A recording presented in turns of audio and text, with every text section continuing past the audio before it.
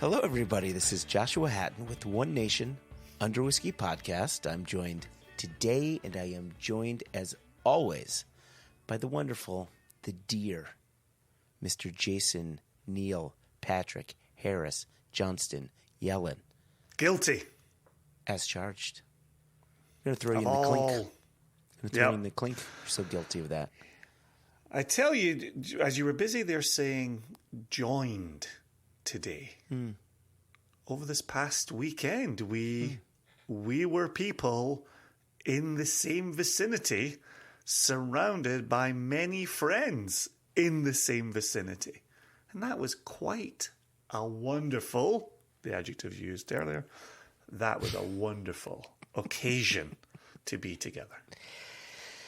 It was an absolutely special time. You, your family coming up for my birthday celebration. For those that don't know, I am officially an old man. I've turned 50 as of the 6th of December. And so many people flew out, drove up, drove over. Yeah, hanging out with Jess and Sweet Scott is always a treat. The Nolans in from Chicago was remarkable. John Kay and his wife, J. Cole and his partner. I don't want to speak out of school. Is partner the correct descriptor there? That is correct. That's the dear Katie. Partner. Yeah. Katie, she was lovely as well. It was, and then of course your bandmates. I know you do a few tipples with them.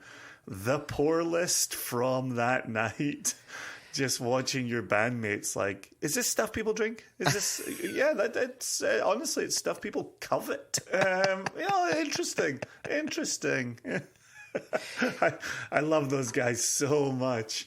And it's interesting. You can definitely tell the band mate friends and the whiskey friends who are like, well, actually, this actually was released. Actually, yeah, it's right. I mean, they came into it with no context. It kind of reminds me. I was having a conversation with someone about the Book of Mormon, the musical. Checks out. And just, I love it. I think it's hilarious from beginning to end. And I thought that I got every joke. And this woman that I know that grew up Mormon, she says, "Oh, no, you don't fully get it all. If you grow up Mormon, you're missing half the jokes at least." So I kind of feel like my bandmates were the same. Like, they like whiskey. They think they know it. But then there's us who know it a little more, just a little more. I don't want to put together an incomplete Joshua Hatton list, but I do want to call out, because there's some that I've been thinking about over the course of the weekend and then again on my drive home that was long and belabored in miserable conditions.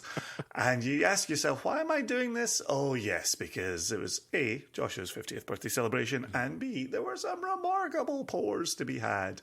But that dimple, I keep calling it a dimple. I keep using the UK name. So the Hague dimple pinch is one I discussed with my dad. And so this is the Hague pinch in America.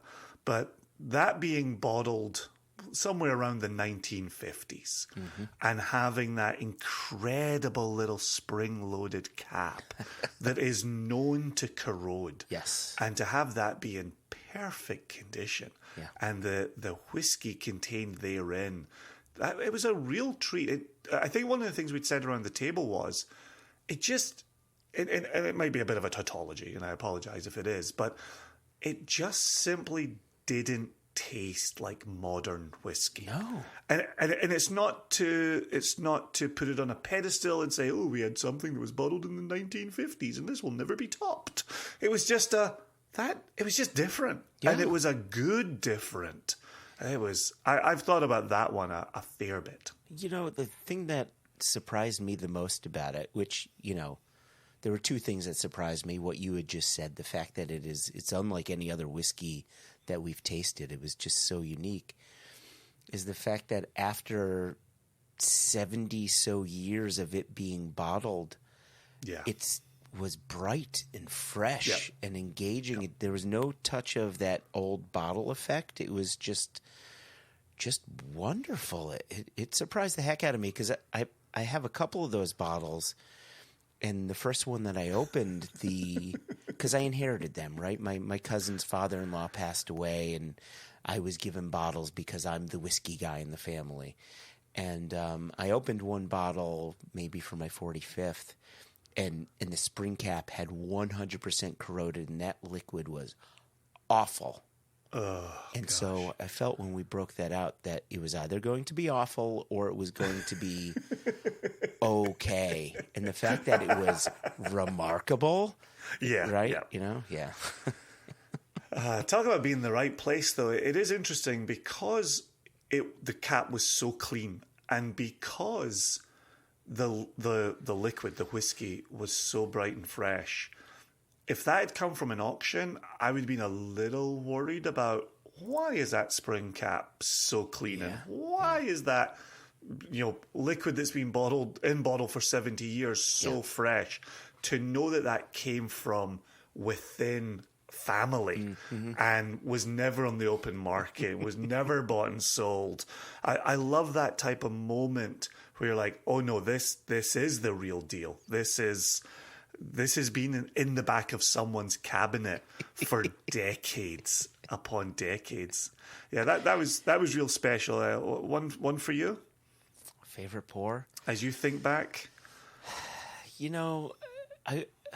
I'll answer that how do I answer that poorly? Don't give me an incomplete Joshua Hatton list. No, I'm Just not, don't do that. I'm not going to do that. Here's what I will say is I wish that we opened the Lagavulin 21, the 2007 release, a bit earlier than we had. Because within the context of everything else that was poured, it seemed less impactful. Oh, I'm so glad you bring this up because I completely disagree with you. Oh, good. So for me, it was poured at the exact right time. And I remember sitting with it and nosing it and tasting it and thinking, this is every bit as good as I remember it being. And further than that, this remains the best thing. Even in that night's company, it showed its worth. Okay. And I was purposely being critical in the sense of being a critic. I was purposely being critical of it to see if it did stand up and if it did serve memory. And it was a home run for me. So maybe I took the wrong path. Maybe I decided to not be critical and just go into it saying, no, I know this one's my favorite. I know this is the best. I just need to sit back and enjoy it rather than really analyzing it or analyze it. So I will say the one that stuck out the most, I had, this is going to sound like I'm being so braggadocious, and I am. The one that I had... I'm being so braggadocious on my own podcast. I'm a 50-year-old white male with a podcast and a delicious whiskey story. I had the two sister casks, the two green Springbanks, 1973 distilled, 1991 bottled. Yeah. You had the darker green and the lighter green, and I was expecting the darker of the two to be the one to win out, and it was the lighter of the two that I just found so complex and so engaging and herbaceous and spicy, yet, floral in an odd way. And it was coming at me from every angle, yet balanced at the same time. I'm smiling at you because if you want a fwa fwa fwa moment, it was Bonnie Nolan saying, I really like each of these whiskeys, but I can't help but think a 50-50 of them would be amazing. And we got your permission to pour one glass of 50-50, and we passed it around the table. And to a person, we went, oh, that's nice. And so it's one thing to pull out the green Springbanks, right? It's another thing to think the lighter was better than the darker. Yeah. I think it's another thing to then make a 50-50 of them. And go, oh yeah, yeah. Listen, delicious. It's still single malt. We didn't make a blend, right? We just married two casks from the same distillery together, and it was remarkable. Like, yeah, the two kind of, yeah, it's so funny. It shows you how much we drank that night. I sort of forgot that happened, but now returning to that memory, I remember saying like, oh yeah, like you complete me. Each cask said to the other, you complete me. Yeah, remarkable. Yeah. Really remarkable. Yeah, my wishful moment in looking back was I remember pouring the Comus 4.2. Yeah. I don't remember tasting it.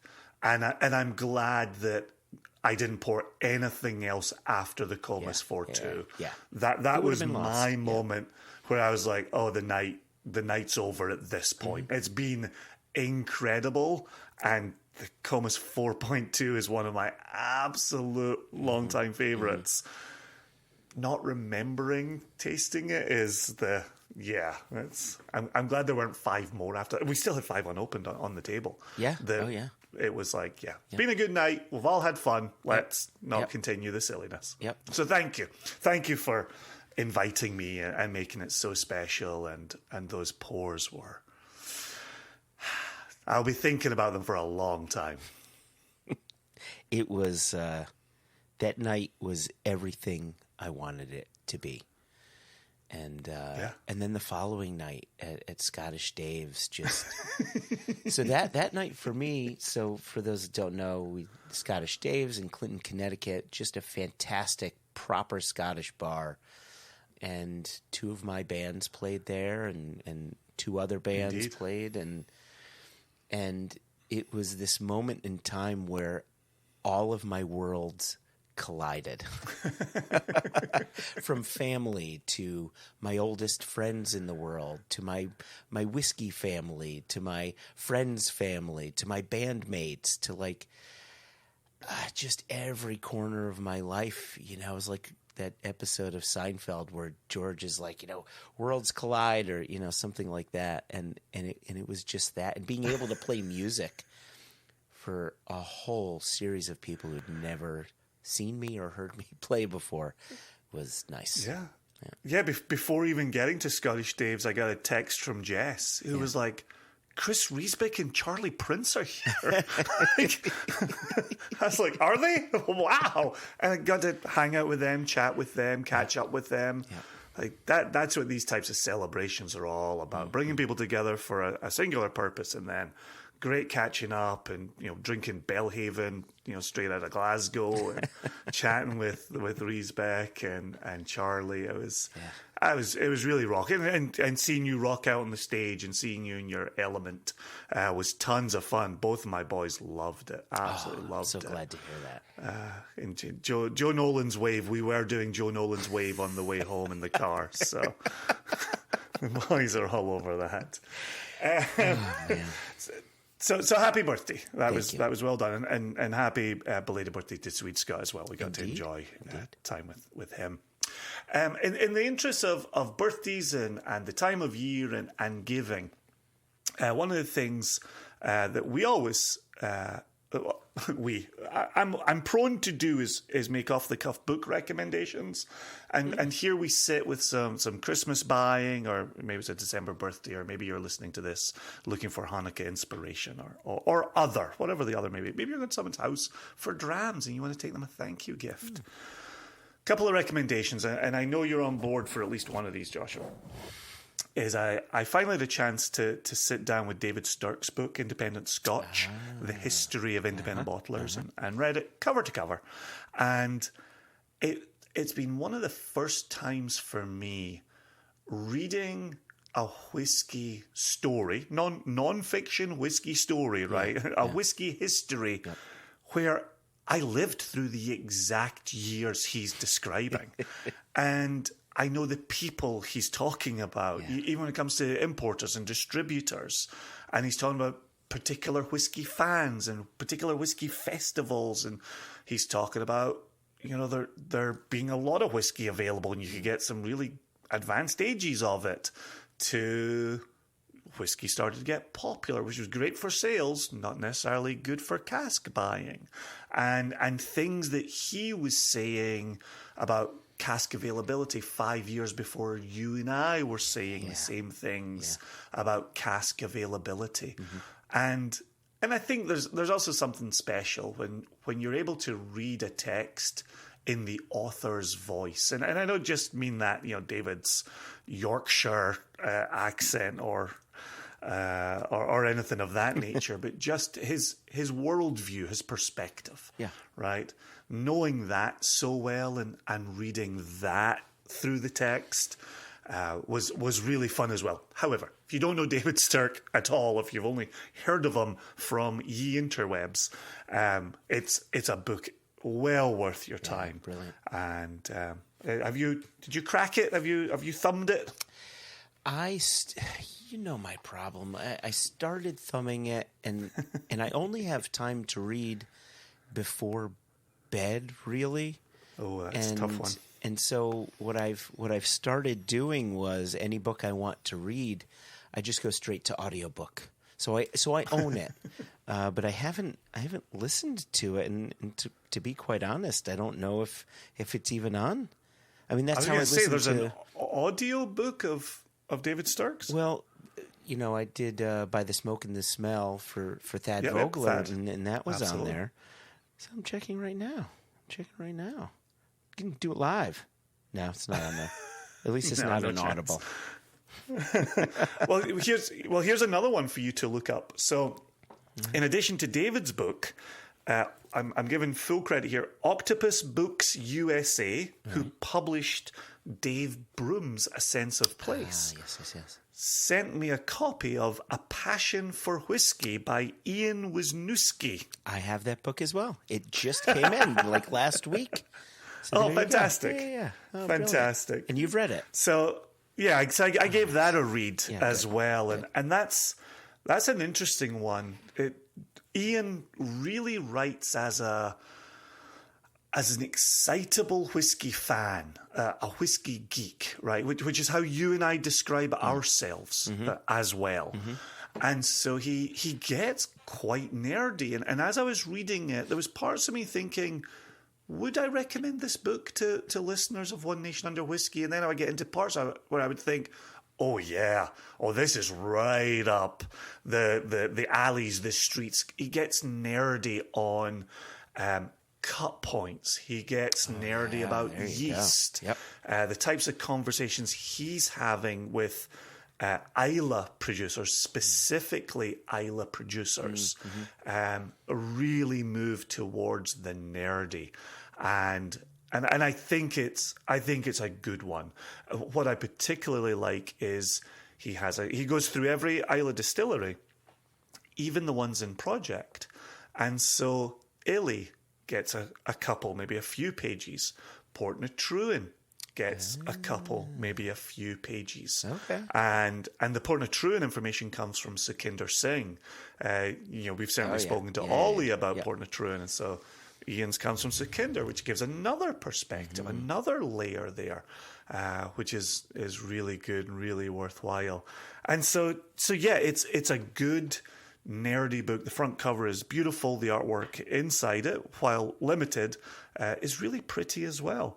And I think it's a great little book for the whiskey lover in your life as well. So there's a couple that I absolutely stand by. Independent Scotch by David Stirk and A Passion for Whisky by Ian Wisniewski. Well, I'll tell you, the holidays are coming up, and so there'll be a bit of downtime, which is quite nice. So I think what I might do is actually take some quiet time during the day to read the Stirk book, because you're not the only person. There are people who've reached out to me saying, I just read the David Stirk book. Single Cask Nation is mentioned. Your name is mentioned specifically. I'm like, of course I have to read it. And so it's not on audiobook. And so I'm gonna do this not before bed, but actually midday with a nice cup of tea, maybe a little cheeky wee pour on the side as well. Oh, definitely a give it a cheeky go. wee pour. I'm sure there's a few David Stirk bottles on those shelves behind you. Well, I was part of the Kickstarter with it, and it came with an Electric Coup bottling. It was a North British from a sherry cask, so that's what I'll be pouring with it. There you go. That sounds perfect. Yep. Yeah, fantastic. All right. So there you go. I just wanted to get those mentioned because it is the type of Is the type of year? No, it is the time of year when invariably people reach out and say, "Hey, you got any recommendations that I could either, get my partner or friends or what have you?" So there's a couple to get people going. Beauty. But onto the interview. Yeah, I want to get over to that really quickly. Before I do, I've got a question to ask you. So here we are. You're speaking with the Ohnmacht sisters. Indeed. And we've had multiple times. We've had guests return to the podcast. Usually there's a year between. Or 2 years between. We're not even a year between these two conversations. Yep. And you said, I've got to bring these two back. So give us a quick synopsis as to why, and then let's get into it. Yeah, when you and I kicked off 2023, and then we kicked off year 7, we said we wanted to talk more agriculture. We wanted to talk more environment. We wanted to talk more about the production of grain that ultimately becomes the whiskey that we enjoy so much. And with the Ohnmacht sisters, here we have almost the year in preview and the year in review, where when we had them on and the episode had dropped on International Women's Day back in March, when we spoke to them in March, they were just starting their year, just getting ready to put seed in the ground and look at fertilization plans and things like that. So it was just beginning. And they talked about some of the concerns that they had coming into the year. They thought they were facing drought conditions based on what they saw last year. Without saying too much, since listeners should go into the interview, they had a pretty difficult summer, a pretty difficult growing year, but not for the reasons they expected. And so we do get into the conversation a little bit. How do you do what you do when Mother Nature is one part of this and Mother Nature is becoming more unpredictable and more difficult to plan around? And so I threw in the towel on agriculture at one point in the interview. I was like, well, this isn't for me. This is never going to work. But the fact that they continue to return to it and they see ways forward was really telling. One other aspect of the conversation that we got into is new research surrounding regenerative farming. Yeah. And there's actually a counterpoint made in this interview to the interview we had posted back in March. Yeah. And that was really telling as well. Like these women are on the ground. They are learning day in and day out. They are adding more information and gaining new knowledge all the time. They're not stuck in their ways. They're not digging in their heels. They're embracing new ways to be successful and new ways that serve the environment and serve agriculture and serve the production of grain and serve distillers and serve consumers like us. And I applaud them. I was really excited. I do say in the very beginning of the interview that Felicia had actually reached out over email, maybe in October, and said, hey, we had a blast talking with you in the early part of the year. What would you think about us coming back on with an update? Yeah. And brilliant, absolutely brilliant. Let's press ahead with that.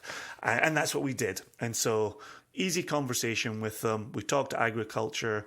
We talked the Whisky Sisters supply side of the business.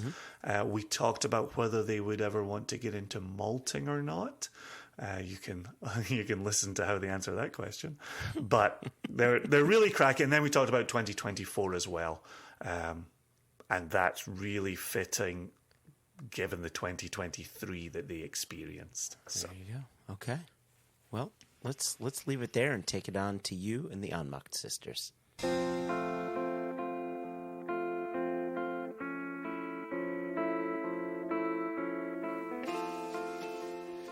Welcome back to the podcast, to the Ohnmacht sisters. Felicia, welcome back. Hi. Stephanie, welcome back. Lovely to see you both. Hello, hello. It's good to see you too. How have you both been? It's been good. Lots of things have been going on, and we can't wait to fill you guys in on. Long time no speak. So, which is not a thing we say anymore. We had the privilege of your company, season 7, which is this season, episode 2. The episode dropped on International Women's Day on March 8. And we delivered a fantastic conversation unto the listeners of One Nation Under Whisky. And I am so excited, Felicia, that you wrote to me maybe a month or so ago. I can't quite remember how time works. And you said, would you like an update on how the year went? And I said, yes, that would be absolutely fantastic. And we made a schedule, and here we are, and today's the day. Yep. It'll be exciting to tell you guys what's up. So before we get to the year, can you remind our listeners where you are? You're on the Gergen farm. You farm the Gergen farm. Can you remind us where that is and kind of how that looks for you all? So Stephanie and I kind of wear, just also to kind of give everyone an update, Stephanie and I wear 2 hats. We manage Gergen Farms, and then we have the company Whisky Sister Supply, which was designed to help support our family farm, which is in eastern Colorado, specifically Burlington. And it is really close to Kansas. So we are growing in the high desert, and it's been great. And we've got a lot to discuss around what we're doing for the year and what we're looking at for next year, as well as, how this year went regarding weather and what we experienced. So you say Colorado and you say high desert. Obviously, for people around the world, Colorado is the home of Rocky Mountains. How does that look for where you're situated in the state? So we're so far away from the mountains. Go for it, Steph. So we're on the eastern side of Colorado, so right on the Colorado-Kansas border. But at the high plains level, there's a good half of the state that can't see the mountains. So it's pretty shocking. It's flatlands, there's a few trees, but you can't see a tip of a mountain until you go about an hour west. That is remarkable. It really goes to show the size of this country and the scale of this country, that you can be in a state that is known for literally the Rocky Mountains. Yeah. And yet you're an hour and a half drive before you start to see the tip of any mountain. Yeah, and that's Pikes Peak. And so if you're lucky, and it has to be a really clear day to be able to even see the tip of Pikes Peak. So we're about 2 hours from Metro Denver, and where you obviously can see a lot of mountains. So it's in the high desert means that we are at a higher elevation. We're around a mile above sea level, so 5,200 and some odd feet, and we're dry. We're really, really dry, typically. So that's where the update comes in.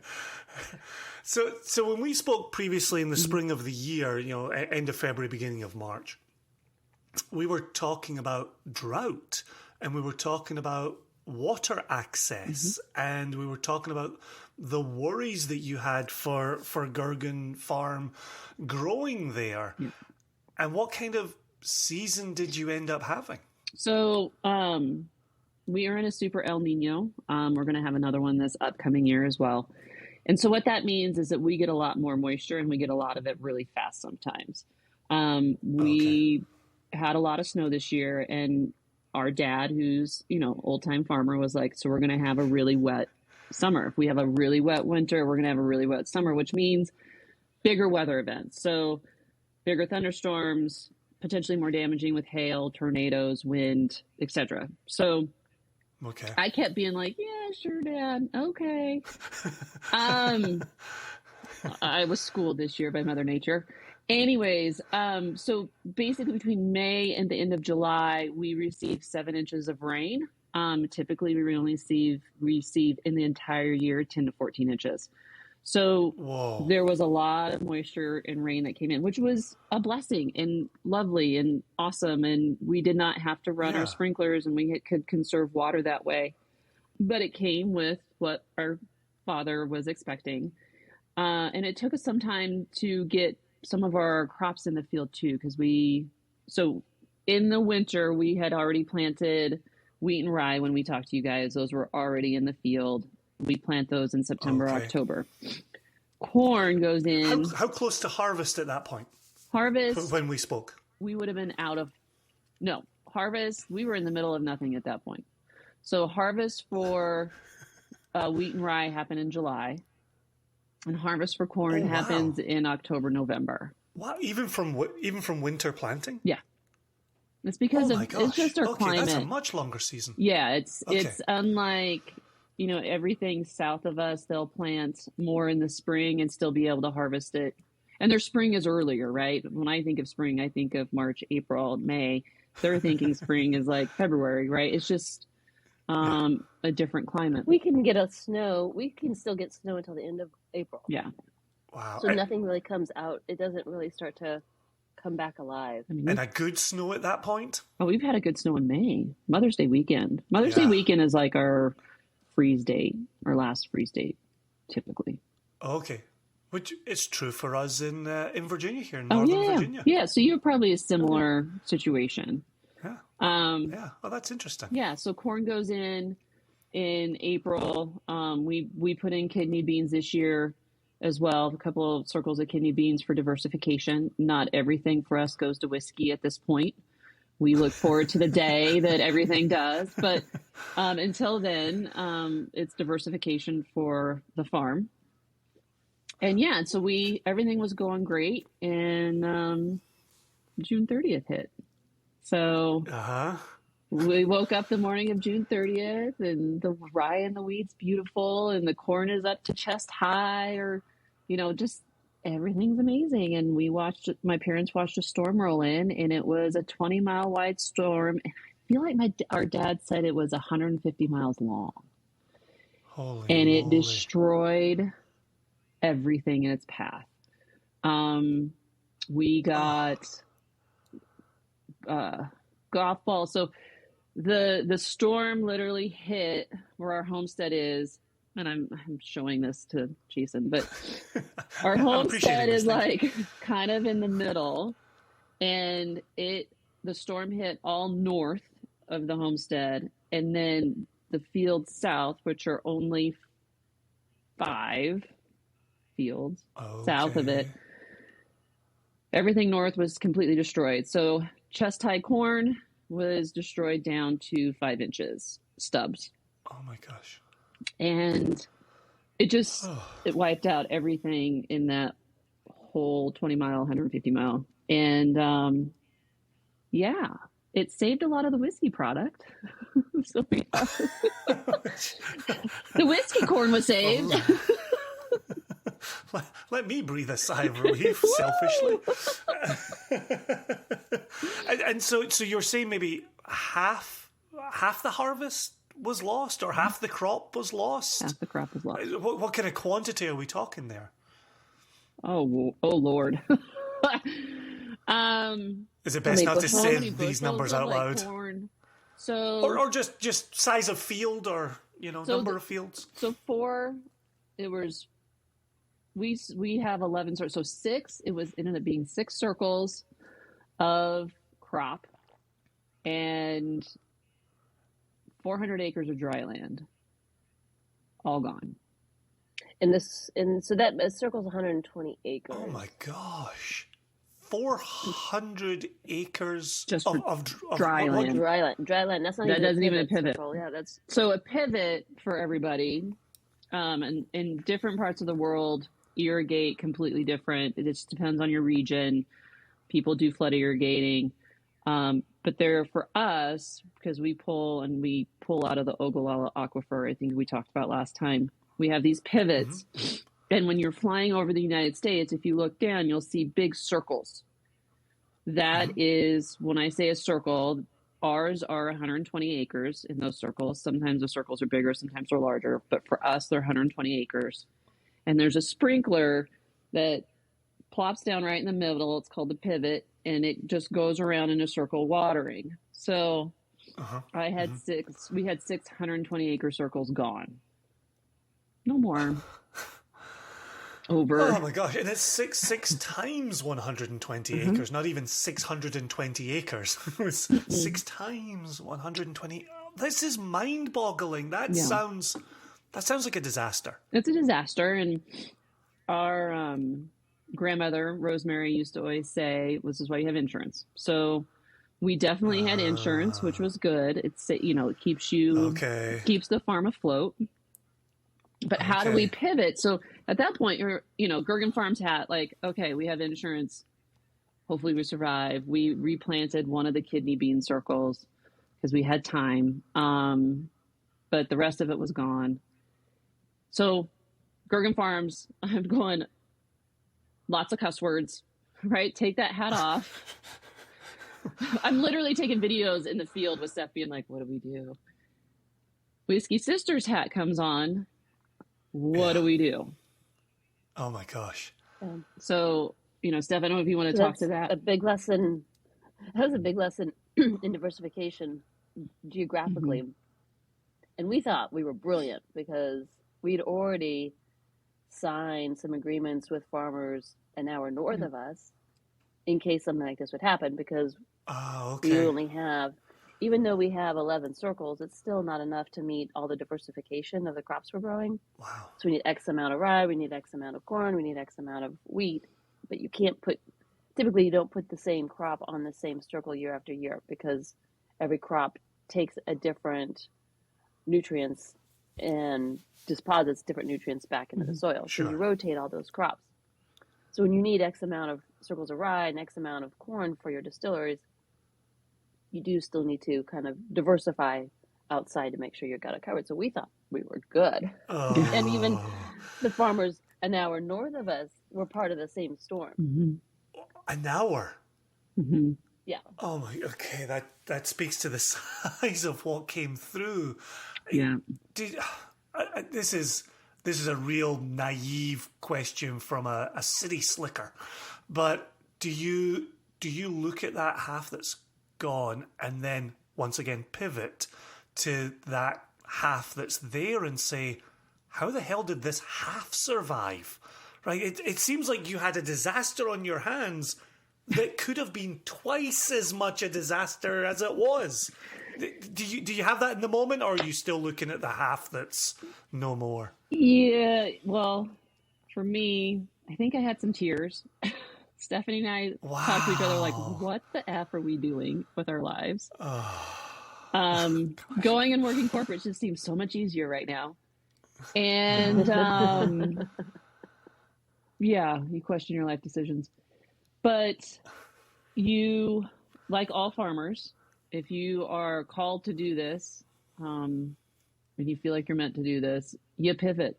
Like you think, our mom, I think we talked about this last time, they're very Catholic. Mom was lighting candles and praying and being thankful for what we have. And we, kind of followed suit and did the same, and you pivot and you just make it work. Well, and one thing is, we grew up, this wasn't the first time we've been hailed out. It was the first time since we've had the grain to distillery business running. But we grew up with these storms happening. So you wake up the next morning, you put your boots on, and you go and you fix it, or you solve for it, or you make the next best decision that you can make given the situation you're in. I think had Felicia and I started this without that background, and then trying to do a farm in our 40s, and then being like, well, that was stupid. I guess that's the last time we ever do that. Probably be in a different position. But you just wake up and you figure it out, and you just go forward. Oh my gosh. But just for the benefit of our listeners, and if you don't mind the question, you get to say that's what we've got insurance for, but is insurance covering your bare minimum losses? Insurance isn't giving you a profitable year, I assume. It just allows you to keep going into the next year. Am I thinking of that correctly? Yeah. And we also experienced it because it happened so early in the season. It happened in June. We had just laid down a 6-figure amount in fertilizer, if I remember right. Like 3 days before. But it laid it down into the soil. We sprayed some fertilizer. Anywho, it covers, but then you have to remember you don't have inputs after that. So I'm not paying for the electricity for those sprinklers, the water coming out. I'm not paying for, if we get bugs, or I'm not paying for harvest, right? The harvest crew to come in. So your inputs obviously go away unless you choose to replant. Yeah. So that helps. That helps the bottom line. But it hurt because given all the rain we'd received up to that point, we didn't have to use the sprinklers. We'd been able to just let Mother Nature take care of it. And it was the rye and the wheat was tall. It was lush. So it was going to be, record year in terms of what we were going to make. And then it wasn't the record year anymore. It's a record year in something. You talk about that. You just get up the next day and you put on your boots and you go out to the fields. Do you allow yourself a mourning period? Is there still a bit of you in mourning? Oh, I totally have. I mean, we're still dealing with pivoting and trying to get rye sourced within the state of Colorado and having conversations with clients that are like, we have this, that, we had the one circle of rye. We have this in Colorado. This is all we got.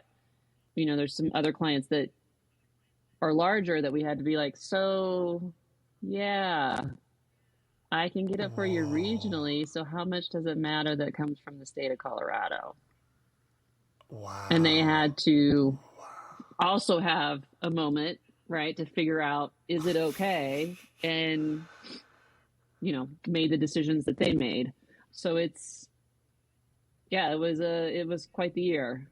And one thing about the grieving period, after the hail hits, you go out that night if you can, or you go out the next morning, and there's a chance that it will recover.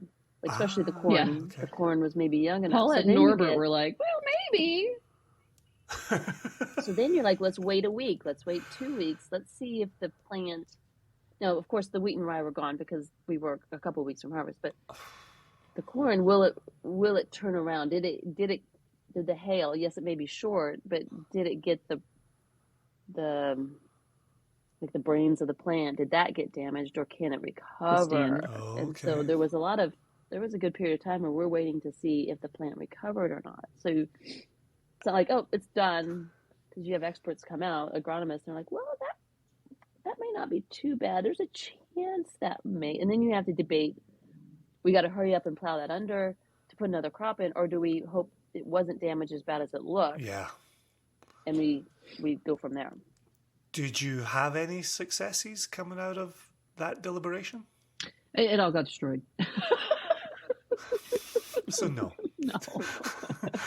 There was hope. I'm such a hopeful person. And I was out there like with Paulette, our mom, looking at it, and you can see like bruising on the stand of the corn stalk at the very bottom, and you're like, yeah. And if we were to keep growing it, a wind event is going to come and just knock it straight down. So yeah, I think you're just kind of you're stuck, and I always say farmers are on a hero's journey every year. Yeah, and they figure it out every single year. We had a friend that was 10 miles west of us that got hailed out 3 different times this year. The first time hail out, he was like, I'm going to go replant, because it was still time that you could replant corn and do a short season corn. It got up to knee high, got hailed out. And then I don't think he had done anything. He was probably getting he still had some corn. He may have still had a few areas of corn that hadn't gotten hailed out. Well, they got hailed out then in August. Like the guy just got completely wiped over 3 different times this year. And so you question your life decisions as a farmer. But the thing is he'll get back up tomorrow, and like $5 the guy has wheat planted this year that already's in. Because goodness knows what the future looks like. Yeah, that's this remarkable. It's so interesting to me that there are multiple half full, half empty glasses in play here. Like I'm reeling from you losing half your crop and asking you, well, what about the other half? And Stephanie's talking about it might rebound if we cross our fingers hard enough and light enough candles, but and then over here you've 10 miles away you've got a farmer hailed out 3 times who gets up every day. Like, so you didn't get hailed out an additional 2 times. No. That's good. Look at that. We're winning. You sit there and you're like, has anyone checked on him? Like after the 3rd time, I was like, okay, he's got friends that are walking over and knocking on his door, right? Being like, you okay? Let's hear some whiskey. Let's sit down. Wow. I know it's 10 o'clock in the morning, but I think we need to sit down and have a little glass. Wow. I also do like hearing from you both that when it hits, you have that moment of hope. You also have that moment of putting on your boots. But then you're immediately saying, okay, what do we do with this? Where do we go? If you've got people in need of supply, how do we get supply? Let's get on the phones. Like the fact there's something to be done doesn't make up for what you've just lost and the heartache of all of that. But having a project to throw yourselves into and still see successes, it sounds very human and how we exist as humans when the world just keeps slapping us down. Like I kind of wanted to hide in bed a few times. I was like, I don't know if I'm going to get out today. But, I hear Paulette's voice in my head. You got to get up and keep going. It'll turn around. Okay. She would love to know you're quoting her in your head. Oh, she's going to listen to this and die laughing. Your mom has won at that point when she's in your head. So. Yeah. So please on the I love that little story you're starting to tease out there where you're making a call to somebody who Whisky Sisters are supplying to say, look, this Mother Nature here has gone in a different direction. What did it end up looking like for Whisky Sisters supply across the board, Stephanie? Well, because really this harvest, what we just missed in harvest will supply us all the way starting to July next year. So we have, really we're digging in and supporting and reaching out to our network of farmers.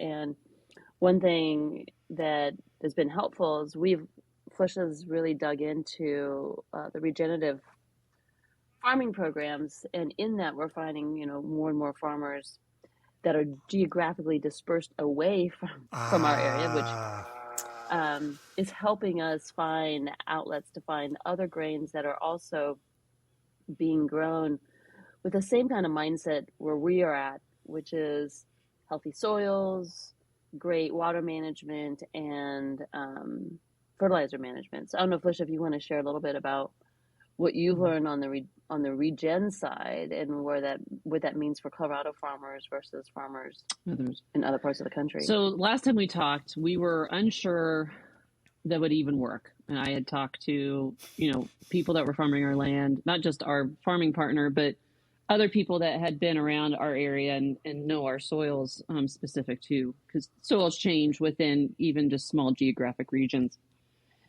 And they were like, yeah, that's going to steal your water. So, I kept this particular company kept coming up in multiple conversations with different areas. It was kind of like this universal, like, you need to hone in on this. The owner of it, his name is Gabe Brown. So if anyone wants to look at it from, any of your readers or listeners, look up Gabe Brown. He has a really cool story. Almost lost his farm about 20 years ago and was trying to save it and totally changed up how he was farming. And he's big ag. You can consider us big ag a little bit. And where was he? He's in North Dakota. So similar kind of environment, similar water. They may get a few more inches a year than we do typically. But has a good idea on what can happen. And he kind of went his own direction with regenerative and his kind of perspectives in looking at it from a larger acreage perspective. Okay. We sat, just like 2 weeks ago, we sat with one of their agronomists and with my farming partner, who I drugged to this meeting. He was like, I don't think so. I'm like, just get on the call. And he walked away with, oh, I think we can do this. So what they're learning, there's all this new science. So our farming partner went to Colorado State University. He learned about agronomy through all of his time. You know, he's been farming for 25 years. And it's always been said you can't have cover crops in our area because it's going to steal the moisture away.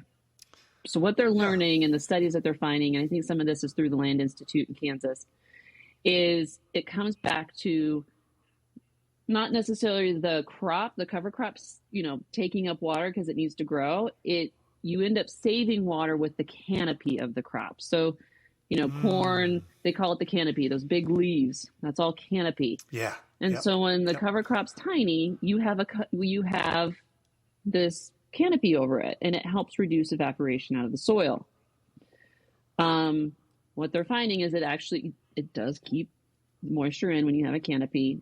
Us being no-till was already like, he's like, I didn't have to convince you to no-till. That's amazing. Because most farmers are like, I'm not no-tilling because you need, you know, they think that they have to prepare the soil for planting, and they're finding that no, you don't, and you don't have to at all.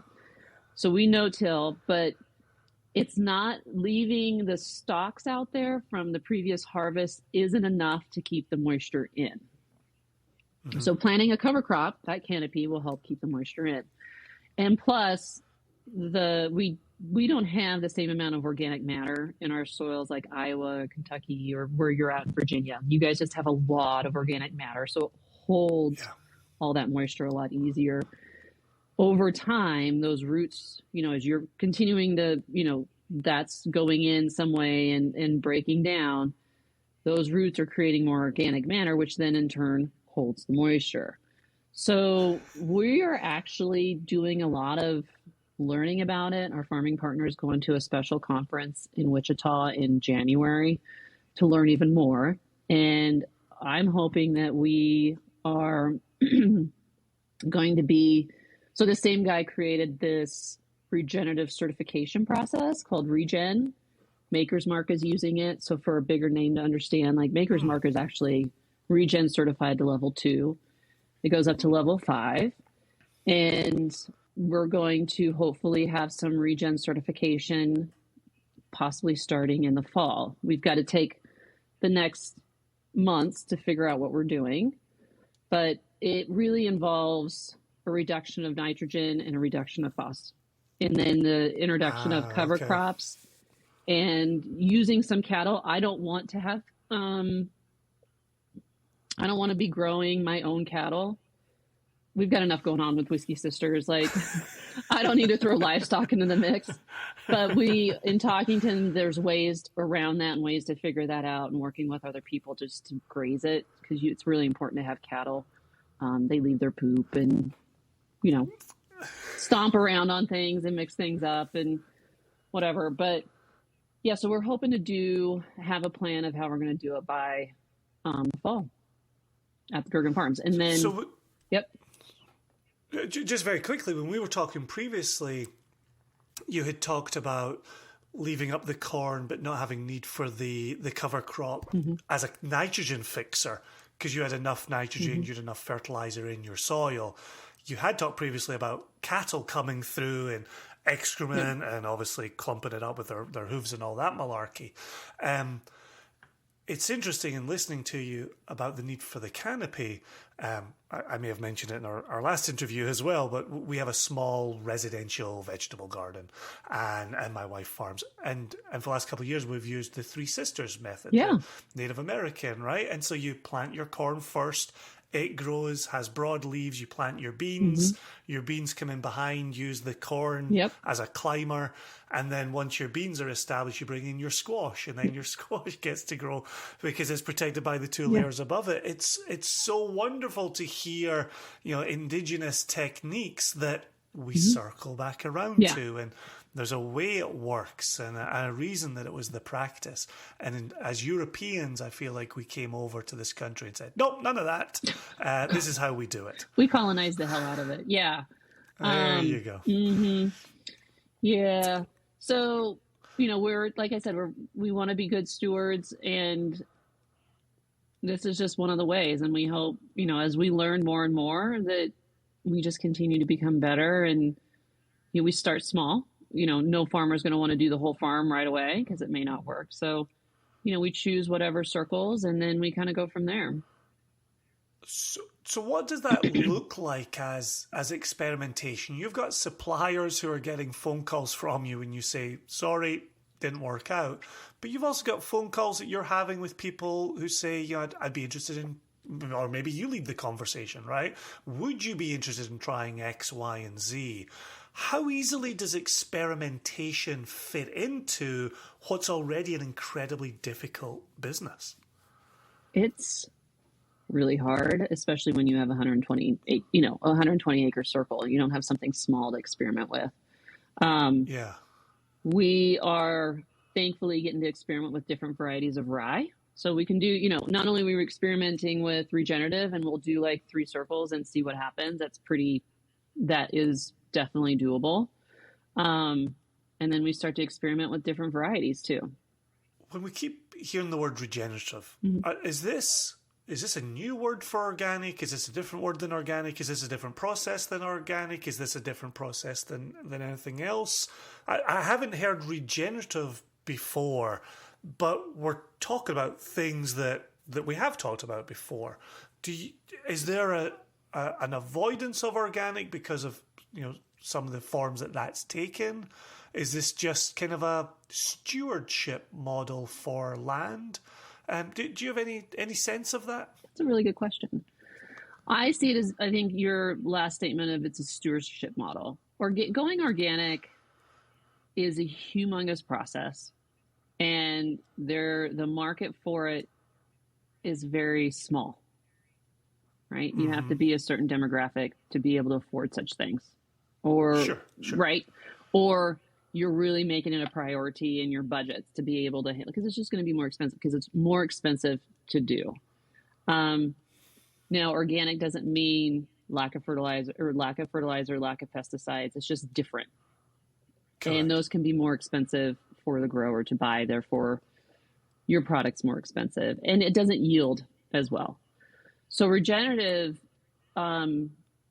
it's a stewardship. It's helping keep our soils where they need to be. It's trying to bring them back from maybe, some people would be like, we've stripped our soils of all things nutrients, right?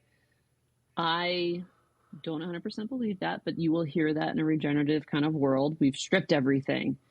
I think farmers have worked really hard to be good stewards this entire time. And have we maybe stripped some of it? Maybe, depending on the farmer and the farmer practice. But I think in general, people have worked really hard to keep things good. This just makes an additional way of doing things, making it better and not so reliant on the fertilizer industry, which fertilizer companies are going to hate to hear this. Heard loud and clear. Well, but we saw when we were dealing with the war in Ukraine and Russia, I mean, still are, but the fertilizer prices went through the roof because that's where a lot of it's produced. And so, again, grain prices went up as well with that, but it hurt the farmers, even though there were high grain really prices. High inputs that year. It was awful. I'm seeing about half my input costs outside of us getting hailed out. Input costs for certain items are half of what they were when the war started. So input costs are half. So like to my ear, that sounds like good news, but I doubt it can be good news because you're in agriculture. This is good news? No, it's good news, but at the same time, we were dealing with $7 corn, sometimes $8 corn, because people were playing the market because they were so scared of what was happening over there. And then now that that's settled out, so we're half of our fertilizer market, but then the price of corn is $5.10 a bushel compared to $8 2 years ago. So we're at the mercy of people playing the market or global happenings. I was actually, when the Middle East with Israel and Hamas went on, I was like, what's going to go on with the markets? And I was shocked. Nothing. I mean, it dropped. We were down to like $4.85, $4.50 at one point. The price of your corn dropped again. Oh my gosh. Does it go on, Stephanie? And the cost, and Felicia, you probably looked at the latest analysis on this. It's about $5 to produce a bushel of corn. Jason hangs head. So we're back underwater. If we're using traditional markets, right? So when you drink your whiskey, yes, you want your inexpensive, inflation is awful right now. The cost of groceries is ridiculous. Yes. We all know the whiskey and the bourbon market is not doing well because of, all the things, but know that can you start drinking again? It's affecting our farmers. And that's awful. Like, be sober if that's what you need to do. But it is affecting downstream our agriculture. Yeah. Which is one of those things. Josh and I just put out an episode where we each picked 5 American spirits. And one of the ones for me is the Heaven Hill 7-year-old bottled and bond. And I won't belabor the point. Our listeners know this very well. But it used to be a 6-year-old bottled and bond available in Kentucky that was $15 a bottle, $15 a bottle. And it went off the market. They are both Ohnmacht sisters are making a face. I'm sitting here like, what is happening right now? How are those farmers making it? Right. And so that bottle got discontinued maybe 2017. And then it went away for a year and it came back as a 7-year-old. And it was $40 a bottle, 40. And as a consumer, a lot of us, myself included, you just went from 15 to 40. Like, no, I'm not doing that. And the reason I'm telling you this today is in our episode of picking selections, we said $15 was too cheap for that. That was an artificially deflated price for a bottle of whiskey. We should be paying meaningful amounts of money for bottles of whiskey. And so we also had a black button on there that might come in more like $70, $75, $80 a bottle. We had Westland on there, 100% malted barley that might come in around $70 a bottle, right? To your point, Felicia, there are people behind every step of this. There are people distilling this and warehousing this. There are people mashing this. There are people growing this and harvesting this. We need to remember that there are people in every single part of this. And as much as the environment is hugely important, and I've had pleasure discussing that with you across 2 interviews, the people are hugely important as well. And we need to support all the people in there. Yeah, no, I completely agree. And farmers are doing whatever they can to take care of things and then survive on top of it. You can't lose the farm in order to save this is going to sound awful. You have to balance, being the best steward and not losing the farm at the same time. And that's where I wondered if that's where we're going with maybe the word regenerative instead of the word organic. Or organic can sometimes sound a little holier than thou. Yeah. Whereas as someone who tries to buy organic when he can and is vegetarian and has a suburban vegetable garden, like I'm as crunchy as they come. I still understand there are demands being placed upon farmers that we can't be jejune, we can't be naive about what it takes to bring the food to our table, nor at the same time can we destroy the land in the name of bringing food to our table? Yeah. Neither one of those, but dichotomies are bad.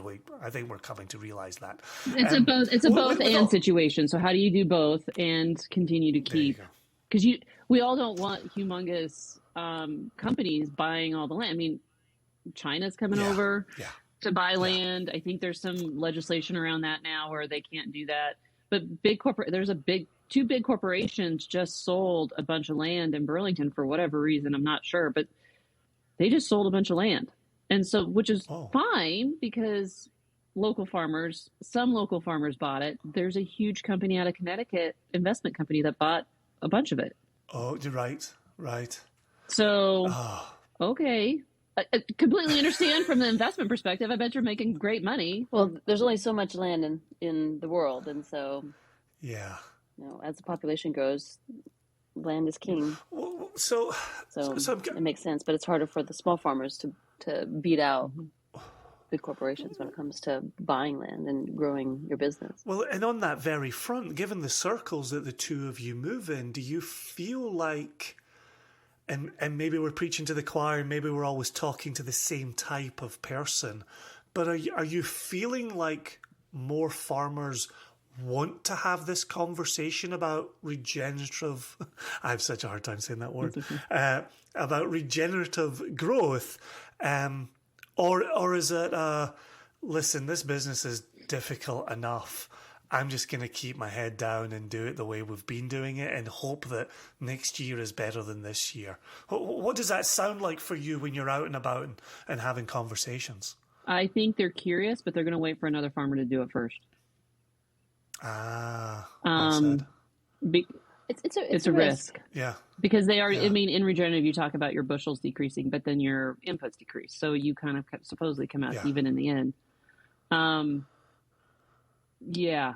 I mean, they're all willing to, but it can't be hard, right? And it can't be snake oil. Yes. You can't be trying to sell me some new fangled fertilizer way of doing things. It has, like, that was our farming partner's first thing was like, if they're trying to sell me some new chemical or whatever, he's like, I'm out.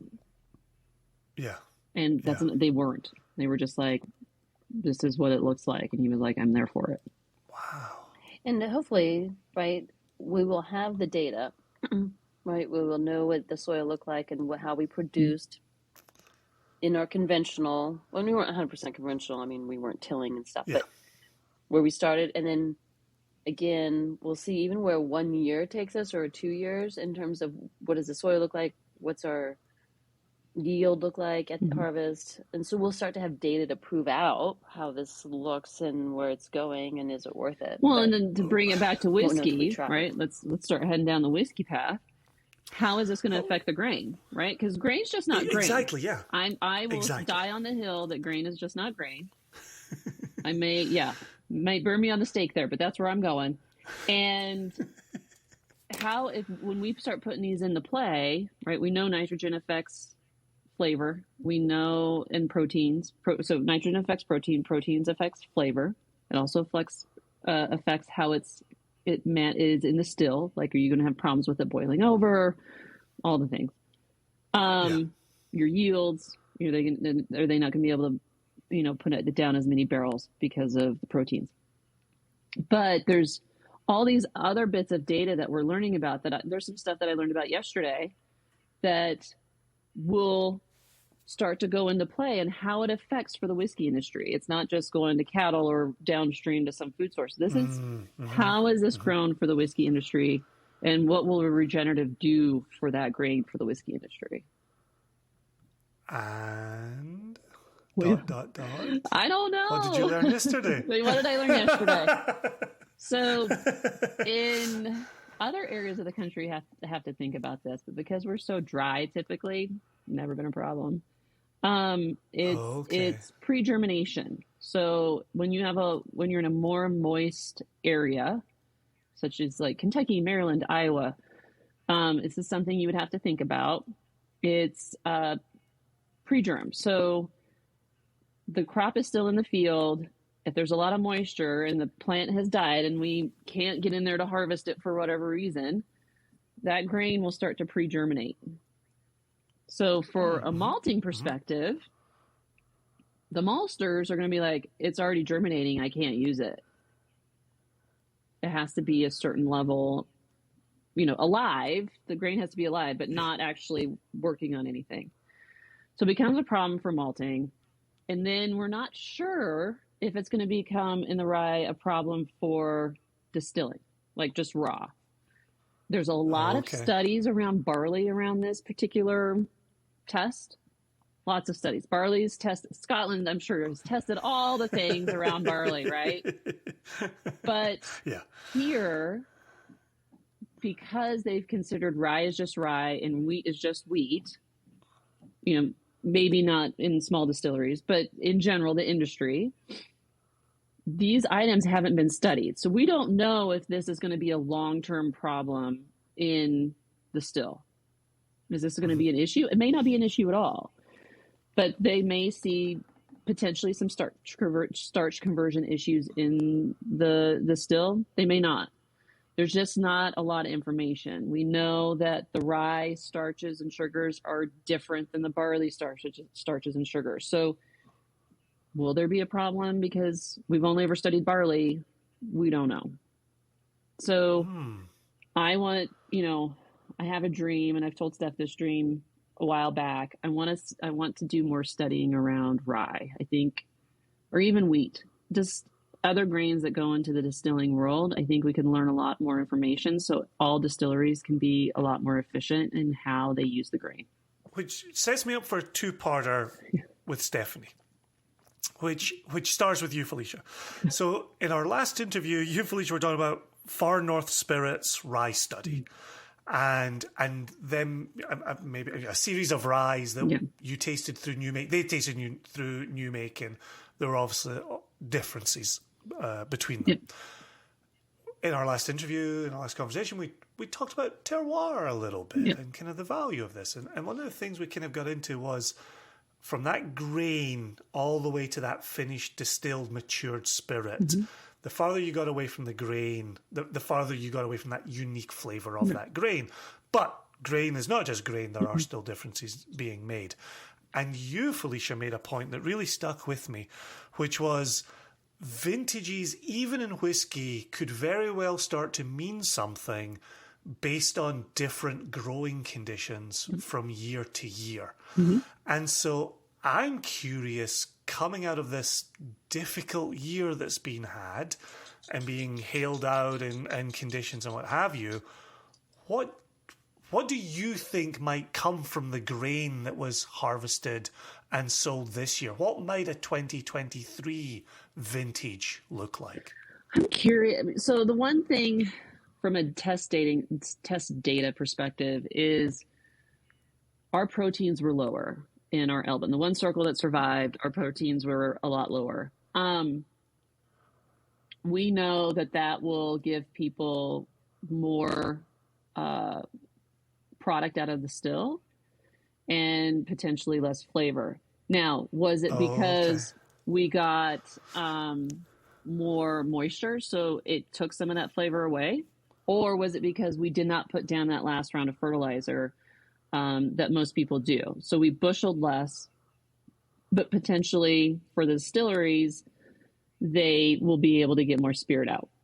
We don't know. I'm anxious to see where this one goes and kind of test that out. We did the same thing in our specialty wheat. Didn't have the same kind of success and compared to someone who grew the exact same wheat just for the elevator. So I don't know. I do wonder if it's going to be a little bit more watered down, for lack of a better word. And it was Elbin. So Elbin is very spice forward and can come across like cinnamon bear compared to like a Hazlitt or a Bono or Bono. I think I always don't know if it's Bono or Bono. Are we going to honor you two or are we going to not? I just love that when you throw around these varietals like they're the names of your children. You're just like, oh yeah, that one brings this to the table, and that one brings this other thing to the table. I love it. It's so cool. And and Bono's going away. They're discontinuing it. So I know Bono product. Would go away for years. I don't look him. You two, you'll never go away. But It's going away. So these people have created their flavor profiles. So it's a proprietary hybrid rye, and they're discontinuing it. Interesting.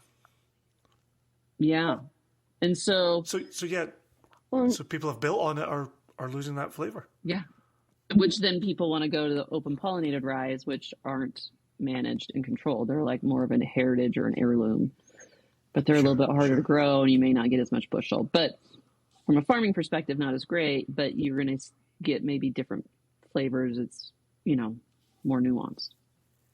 Gotcha. So all these things that we could study. Yes, Steph. Well, no, I think at the end of the day, as a consumer of whiskey, you'll always, when it comes down to batch form, like if you're buying either small batch, I even think small batch gets blended out a bit, but when you're buying a single barrel release, and they know the dates on, how long it aged, you can kind of go back and begin to maybe taste the difference. But again, to your other point, how much of it's grain and how much is it maturation? Because this year, while it was wet, it wasn't as hot in Colorado, the barrels aging in those conditions weren't under the same stress that they're normally under during a summer. Yeah. So now you've got two different factors playing in. You got the weather that impacted the grain, but you also have the weather impacting the maturation in the barrel. And how did the two of them play out? And then how do you, as a consumer, actually taste it? And if it's getting blended out with 50 barrels per batch, or is it one barrel or two barrels, you might be able to taste the difference a little bit more. So it seems like what we're discussing is a bit of a moving target, but it also seems like it's worth us having these conversations because they might feed back into practices that might feed back into supporting individuals on a farm. Like I know on one hand we get very geeky about terroir, and we did in our last interview, is it there, is it not there, how close can we get to it? But there are differences, right? Grain isn't just grain, as Felicia says. And so why shouldn't we have these conversations, right? Why shouldn't we get into like, is that the cask? Is that the metal warehouse in the Texas heat? I just think that could be kind of fun, and the consistency of a big name brand isn't interesting to me. It isn't exciting to me. I like getting in the weeds, right? I do too. And so I appreciate you two having that conversation. I know Independent Stave, I don't know if I talked about this last time, but Independent Stave is doing a study where they did the exact same booze spread in, I don't know how many barrels they filled. I think they got them filled all at the same place, all at the exact same time. And then they shipped them to different parts of the world to mature. Oh, gosh. And so this is something we learned at Bourbon Women's Association in 2022. So I don't know where they're at now, but they only allowed us to see Scotland versus Texas. And the circles, I don't know if you've ever seen like how they do their circle for flavor within the barrel and like the different compounds that come out. Okay. Completely different product coming out. Yeah.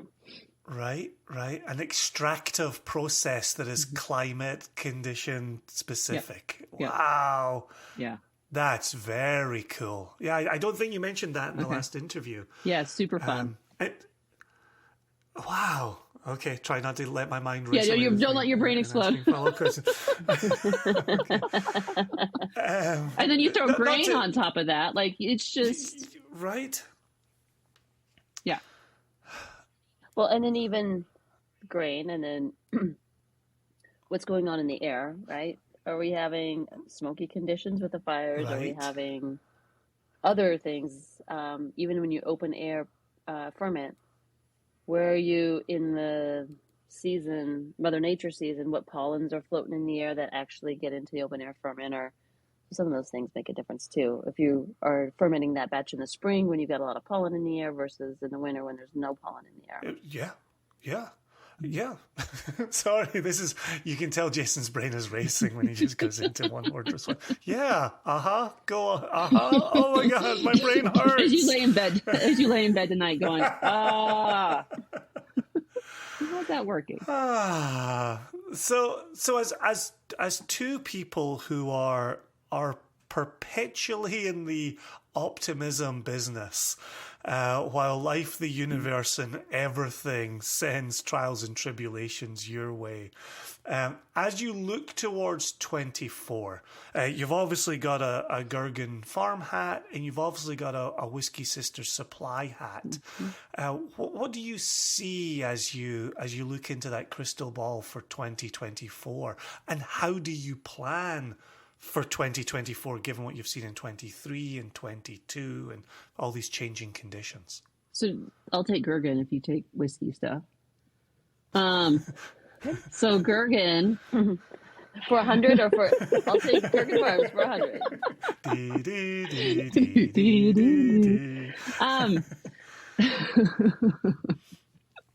What is Gergen Farms in 2024? What is a tornado? Let's not go. No. I'll take a tornado over a hailstorm. As long as it. No, well. Is that true? We have to remove the roof of the homestead house so we can get a new roof. But other than that. Insurance to the rescue again. Insurance to the rescue again. So we are actually, working with a larger network of farmers within Colorado to, like we said earlier, to compensate for that and making sure our clients are good. But for Gergen Farms, we're going to get a little bit more hail insurance. We're going to keep an eye on, how much moisture we get this winter, following our dad's. Like, if we get a lot of moisture in the winter, it's coming in the summer again. And there you go. So, what does a dry winter mean? You're going to still be dry. You're just going to be drought. Okay, so dry equals dry, wet equals dry. I think I can remember this. Okay. And we were putting down a couple circles of Hazlitt rye because people are really liking it. And we've got some contracted over with some Elbin and some Serafino as well. So we're looking at more varieties. Sorry, that's whiskey. But Gergen, a couple circles of wheat, a couple circles of kidney beans, and then just learning about regenerative and starting to figure out how we can start to implement it, what pieces of the property we will implement with it first, and working on our partnerships, because it does affect some of the partnerships that we have built out there if we do this. So, okay. Yeah, I mean, our fertilizer company is not going to be happy. Well, which is interesting, because I think towards the tail end of our last interview, you were talking about even having tractors that can read nitrogen in soil and how that affected how you fertilized. Yep. And it seems like over the course of this summer and into this fall, you've taken a further step back from fertilization. Is that fair to say? Yeah, I think we're going to still look at the variable rate. We're waiting on some yield maps to learn how it worked on the fields that survived, and seeing if it really helped. And then, one step further on that to potentially back it up even more. The regenerative soil testing is a lot more extensive, and we'll just see what comes from it. But the point is to only put on what the plant needs and what your soil needs, and that's it. Not overdoing it. In your mention, which is wonderful to hear, in terms of runoff and protecting the soil, et cetera, et cetera. When you're mentioning kidney beans here, are the kidney beans your canopy crop, or do you have a canopy crop separate from your kidney beans? The canopy crop will be separate. We'll be putting down, in next fall, we'll be probably putting down some cover crop. Okay. And going from there. But it's all still a lot to learn, and so we'll just learn as we go. So it'll be a little bit more traditional this year, and then putting down rye and wheat may look different for 2024. Or will, not may. It will look different. Declarative statement. I like it. Yeah. And then Stephanie, the Whiskey Sister Supply side for 24, how's that looking for you? Well, I'm very, very nervous because we're going to be in an super El Nino year again. Oh boy. So for me, is how do we operate a business where our clients can trust and know that they'll still be able to get their grain 24/7 into the following year. So a couple of different things. We talked about it briefly, I think, earlier today, which was how do we do more geographic diversity within the state of Colorado. Yeah. So We know we're in a hail path, most likely the same hail path this next year. So where do we contract out? And know we have farmers further than an hour away. So we can account for large storms that we weren't accounting for this year. And then the other exciting thing is because we have started to grow the network. We're learning, we're meeting these regenerative farmers and our clients. We're getting more and more contacts from outside of the state of Colorado for grains that are grown in their home state. We have been able to now begin conversations, and the goal will be to be delivering grain from a Utah farmer to our Utah distillery, from our Kentucky farmer to our two distilleries in Kentucky, Texas distilleries in Kentucky, or Texas farmers. So we're in the process right now of just expanding state by state our network of farmers that can serve distilleries. And, in that, do they still apply the same kind of farming practices that we support and that we know works well for a distiller? So again, it's a partnership and a collaboration together. This is what we need to grow to meet the needs. And we've been finding some really amazing farmers along the way in this journey. So super excited. Oh, that's so cool. To be not just Colorado grain based, but multiple states with different growing seasons and different issues and all the.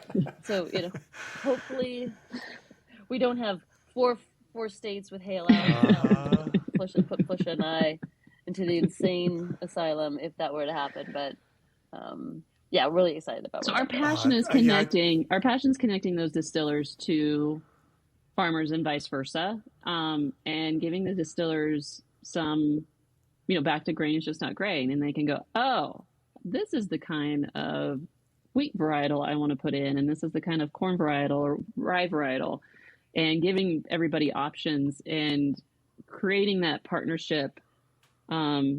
So not only the farmers thrive, but the distilleries thrive as well.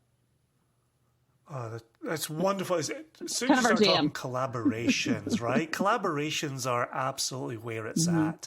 And if we're going to talk about the people who exist within this chain of industry, whether it's a large I or a small I, the people are hugely important, and then the practices with the environment are hugely important. So I'm glad you're partnering with like-minded individuals. Yeah. I have to say to both of you that I love speaking with you because the honesty and the transparency that you bring to this is exactly what we need. And if we're having this conversation and our listeners are going out and having these conversations and the producers from whom they're buying, if they're having conversations with them, that's what grows this meaningful work that hopefully we're engaged in and seeing some successes. So I'm going to learn from the two of you. I'm going to put my optimist hat on. And I'm going to see the glass as half full. And I wish you both continued success. And I look forward to the next time that we get to speak with you both. Yeah, agreed. Awesome. We'd love to. Thank you for having us on again. A pleasure. Cheers. Be well. Cheers to you too. Cheers.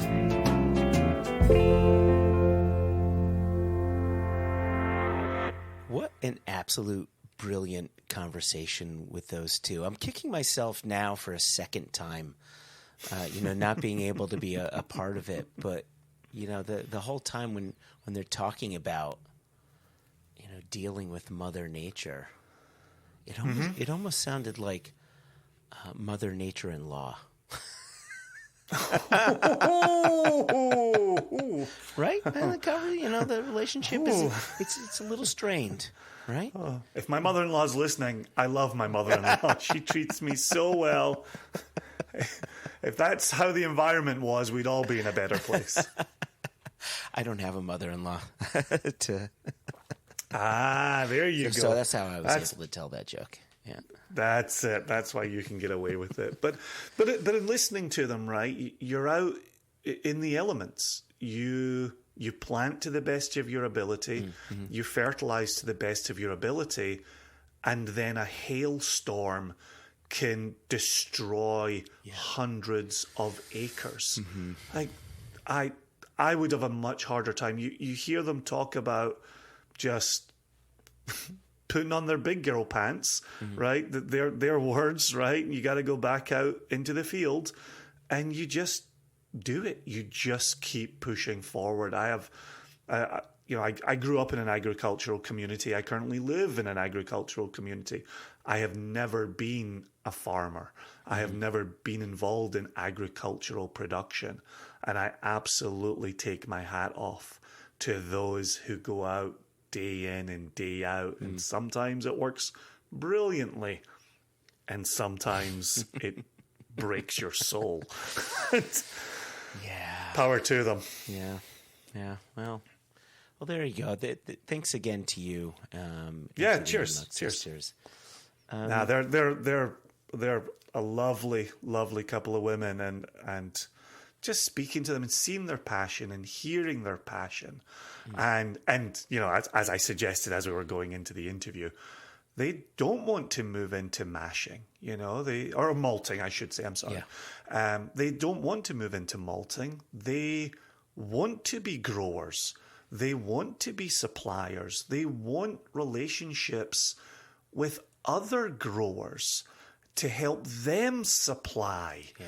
Like it's really fascinating for me when I meet somebody who knows what they want to do, who sees what they want to achieve, and they don't have half an eye on that other thing. Yeah. They're laser focused on doing the thing they want to do. So there's no doubt we will be talking to them again in the future.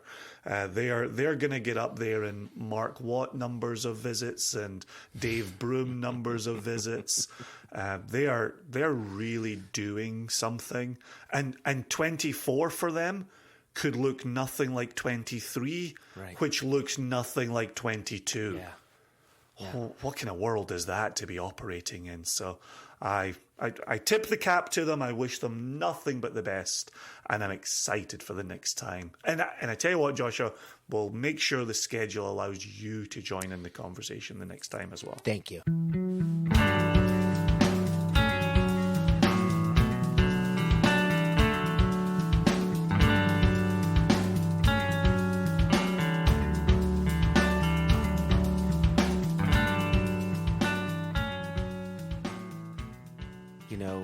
We made a commitment in 2023 to keep agriculture as part of the conversation.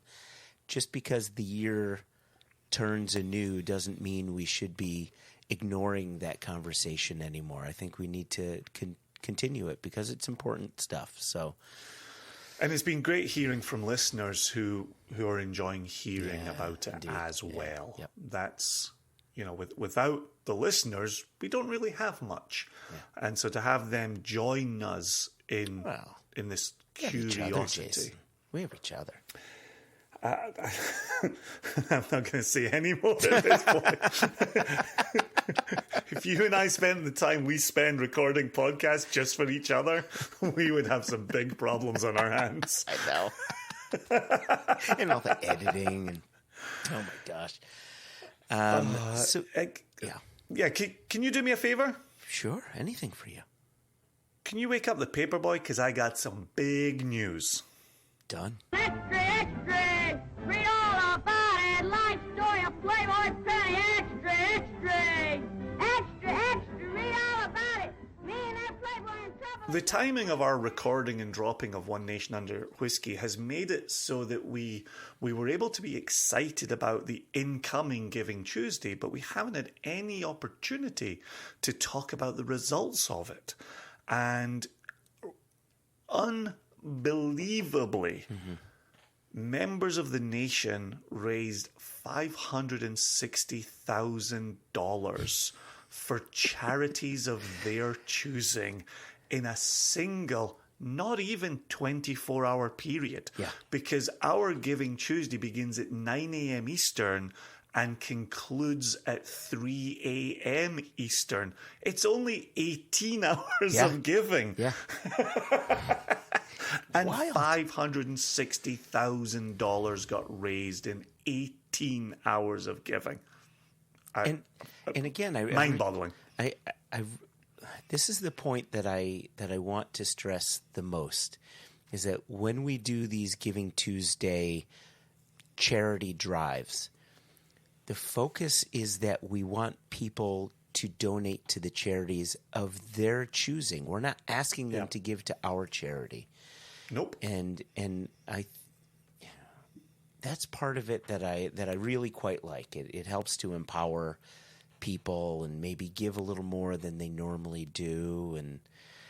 And so here we are. We're year 6 into it, and this was the 6th. Sixth year, and so 560,000 this year for a total of almost $1.3 million in 6 years. We're just 2 guys and a gal running a company. and the fact that we're able to just give people a little incentive to shine a little light in the world, man. I'm more proud of them than I am us, but I'm glad we could help facilitate it. For absolute sure, right? Yeah. Just like we don't have a podcast without the listeners, we don't have a Giving Tuesday without the givers. Yep. So that's it. You know, credit where credit's due. Yeah. Absolutely mind-boggling. You know, I've been speechless every year we've done it, and we've only raised more and more and more and more money every single year. We did say over email to the nation that it will look different in 2024. I've talked about it to you. You've talked about it to me. We've talked about it to some nation members. There's a lot of Giving Tuesday emails in the inbox. There's a lot of Giving Tuesday messages on social media. It's great to be giving. I'm definitely getting a sense that it's becoming a bit overwhelming for people. And we need to be careful how we message around giving when a lot of people are in need of assistance in different ways. Yeah. Yeah. So I guess more on that as we move on to 2024. Yeah, we're still very much in the can you believe that shit? Like, we're still in that moment. A bit like last Friday's whiskey tasting. Like, can you believe that shit? So no, that really tremendous. And then one other little bit of news to get us out of here for US-based members. This Friday, so this episode drops on December 13. By this Friday, December 15, we will be wrapping up all nation shipping for the year. Yes. We take a traditional break the second half of December. Mm-hmm. The shippers with whom we partner need to get their own product out the door. They are overwhelmed. They don't need the nation on the back of that. So we always have a traditional stopping date. This year's is December 15. Yeah. Any purchases made are always appreciated. Mm-hmm. They will ship the beginning of 2024. So full disclosure there, it will also be on the website. It will also be sent to people who make any orders. Yeah. But we're trying to get the wild turkeys out the door. Those were sold via lottery and successfully so. All of the Westland that's sold out via lottery has now gone out to all of its homes. If it's not your home yet, it is in the last stages of its transit. Mm-hmm. It's a tough time of year to A, be using our shippers, B, to be using UPS. Yeah, very tough time of year. I just had it here. I'll give you a little peek behind the curtain, dear listener, without using any names. We had an attempted UPS delivery this morning. Full disclosure, we're recording this December 11. We had an attempted delivery with a required signature at 5 a.m. local time. Wake up! Knock, knock, knock, knock, knock. Wake up! Yeah. You don't want your shipment? Okay, it's going back to the shipper. That's it. Wow. Like, yeah, shows we had a literal. Are, right? Exactly. Yeah, there you go. Exactly. Yeah. So time to wrap that up. It's been a good year, a fun year. The lotteries went over fantastically well. Some things are starting to show as sold out on the website, which is kind of a nice way to round down the year. Our 3 most recent, our VDC, our Woodinville, and our Westward remain on the site. And so make sure you get your hands on those. Before they sell out too.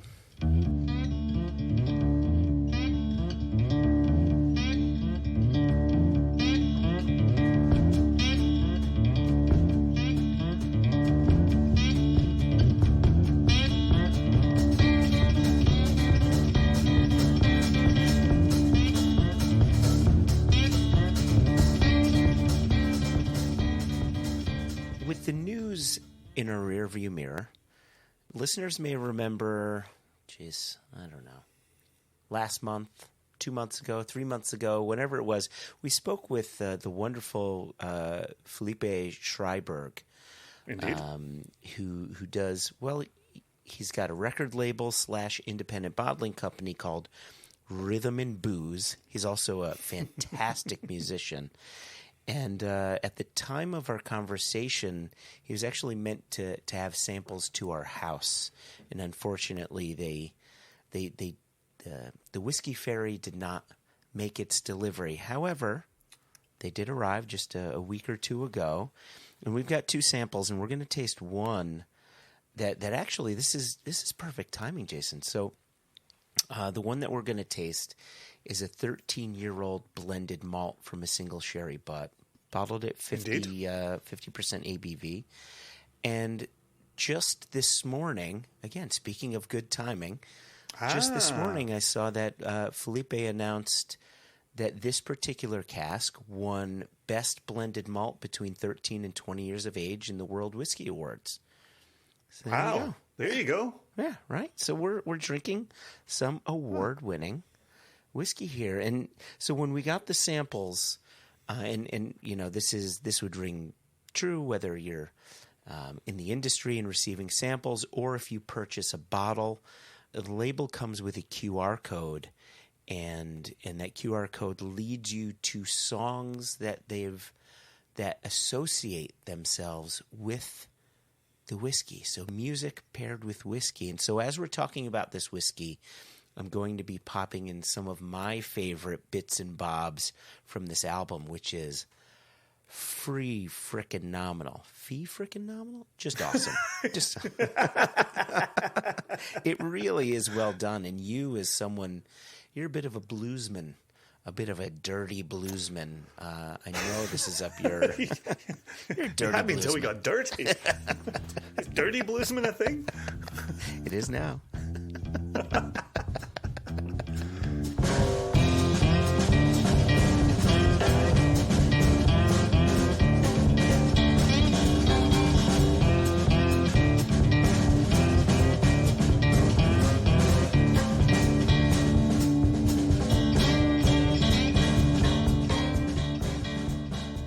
Yeah, we actually just sent our nephew, who's just starting to get into jazz, and we just sent him a copy of Kenny Burrell's Midnight Blue. Oh, there you go. And I was just reading, it's a nice transition piece from those who know blues guitar into jazz guitar. Oh, that's interesting. Oh, okay. Yeah. Okay. Two very different things, but yeah, there are bridges for sure. For sure, right? Yeah.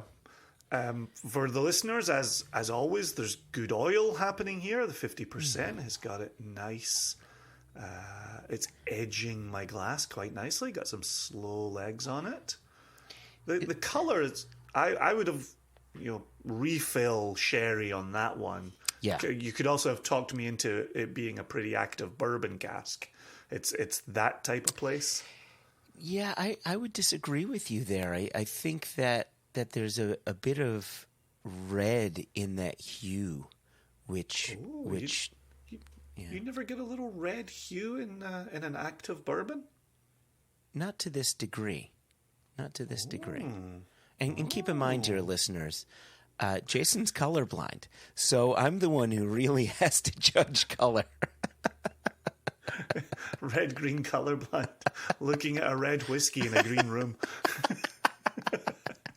It's just camouflage. You can't even tell you're holding on to anything. Holding it up to the window with my lawn right behind it. So, you sure you're not getting more green on this? So I can't tell.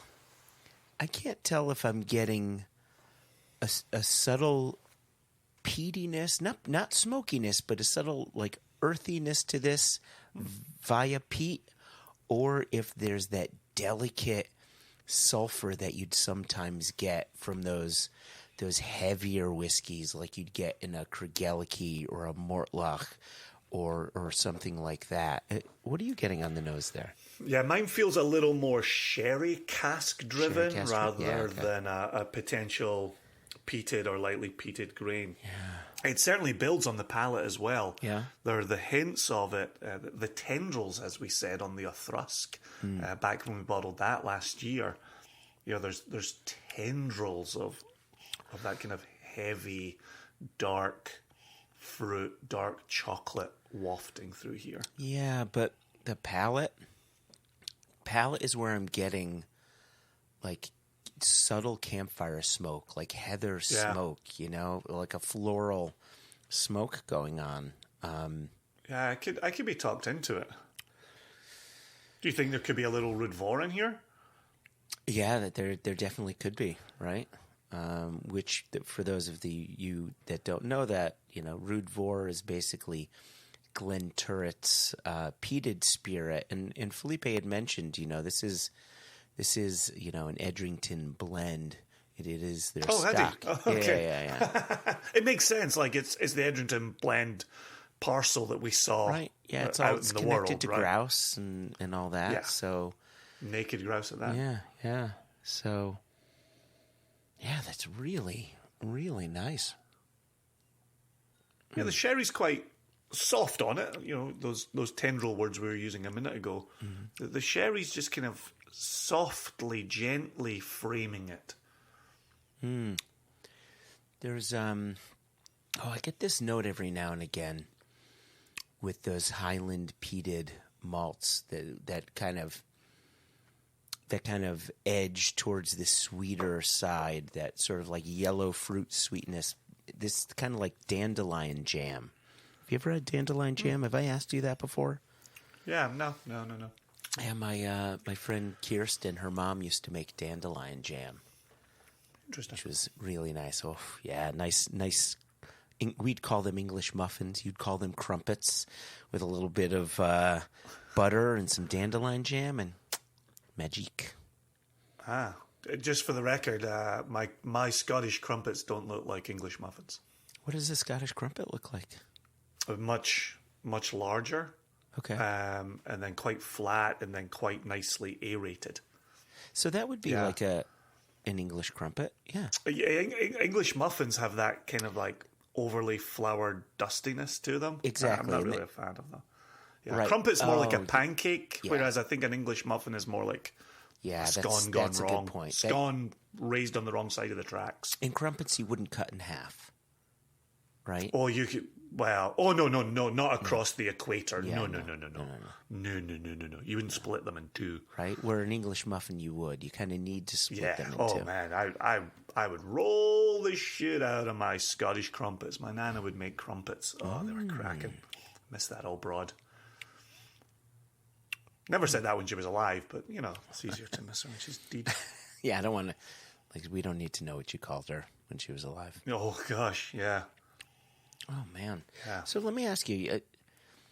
So we're talking subtle sherry. We're talking subtle smokiness of some variety. What are you getting? Any fruitiness coming through? I'm getting an increasing brightness on the nose of it. Yeah. And it's interesting. And listening to you, almost sounds like we're damning with faint praise. No. Which is subtle sherry, subtle peat, subtle fruit, but it feels in balance, right? That's the aspect that I like about it, is not one of them is jumping up and punching me across the mouth. Yeah. It's more of a, hey, if you look in this corner, here's what you'll find. If you look in that corner over there, you're going to find something else. But the room itself really fits, really works. It's a cracking sipper. You talk about pouring something to read the Sturk or Wisniewski books. Like, you could pour that and sip that with the books, easy peasy. Yeah, there's this. I'm not attracted. I shouldn't say I'm not attracted to, but my palate isn't finding the fruitiness. It's really glomming onto this earthy quality and that subtle, delicate sulfur note on the nose, which I love. Like we were talking, not farts. We're talking like struck match in the next room kind of smell. That's dissipated a bit. It's got a bit more herbaceous on the nose, so it's all for me herbaceous and earthy and just like you kind of want to sink into your seat while you sip this. Yeah, I do have some stone fruit qualities to the front of the palate. Okay. But as you go through the act of swallowing and then actually not having liquid in the mouth, all of the peat concentrates on the back of the palate. Yeah. And then it's hard to keep the white stone fruits or the stone fruits to the front of the palate. It really almost feels like it's a backdraft, right? That movie, gosh, was that the 90s Backdraft? It was the 90s. I think it was 91. 91 or 92. Was that a Baldwin in there? Yeah, it was Alec Baldwin. And I think Kevin Costner. Was Kevin Costner in it? Oh, interesting. That doesn't come to mind. I'm not saying you're wrong. I'm just saying it doesn't come to mind. I put a spell on you.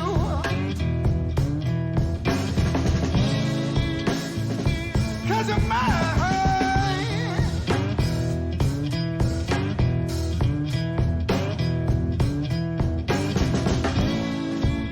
the things you do, yeah. Well, I ain't lying. I love you. I can't stay. So quick IMDb has us both wrong.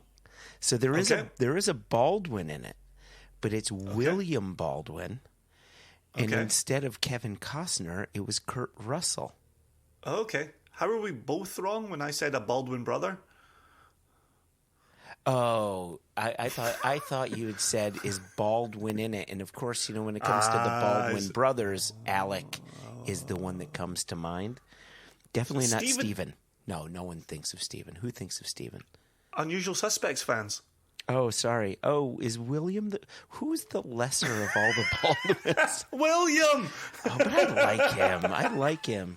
I think he's the most handsome Said of all the nobody Baldwins. ever. No, I like him. Mrs. Baldwin never even said that. But Donald Sutherland was in it. Scott Glenn was in it. Is it 1991? It's 91. Ah, well done. Yeah. Well done. There you go. Ron Howard. I feel happy I got the decade. I could have been talked into 88 just as easily. I'll tell you, I've slipped in, and listeners will have heard it along the way, but I've slipped in some of the music that. Did I say something, Jason? I've slipped in some of the. Say it one more time. I inserted some of the music that goes Jiminy along. Christmas. What's going on? That goes along with this whiskey, and I've got to tell you, that's a nice pairing. That's a Fantastic. really nice pairing. Yeah, it's such an interesting proposition. I may have said this during the interview, or I may have thought it during the interview, or it might have reached the cutting room floor from the interview. Who the heck knows? But back in the days of Good Scotch Drink, my very dear friend Young Jim would write a monthly piece. This is your blog, Good Scotch Drink. For those that don't know. Yeah. Come on, like nobody knows that. Come on. Come on. I'm being facetious. I do not expect any listener to know what the hell I'm talking about. But Young Jim would come on once a month, and he would work on a dram with a book, with a song, or a dram with a short story, with a song, and he really was trying to bring those kind of sensory components together. And so I absolutely appreciate what Felipe and Rhythm and Booze are trying to do with these releases. I wish them the best of luck with it. Congratulations on the World Whisky Award for the blended malt. Yeah. Definitely a quality sipper. And as you rightly say, goes with the music fantastically well. And I've got myself a winter soundtrack. I tell you, if an award should go to a whiskey where the qualification is you want to keep returning to it, well done. Here we go. Really nice. Yep. Which we've said, right, in the single cask blended malts we've put out to the nation. Yeah. Right? What have they all had in common? is they're just absolute screaming drinkers. Yeah, yeah. And anyone who wants to sit around and say like, but it's a blended malt, and what's the value of blended malt, and I like single malts, and it's like, just drink it. Just have a lovely time getting it over your throat. That's rule number 1 of drinking. Indeed. Delightful. Cheers. Yeah, cheers to that.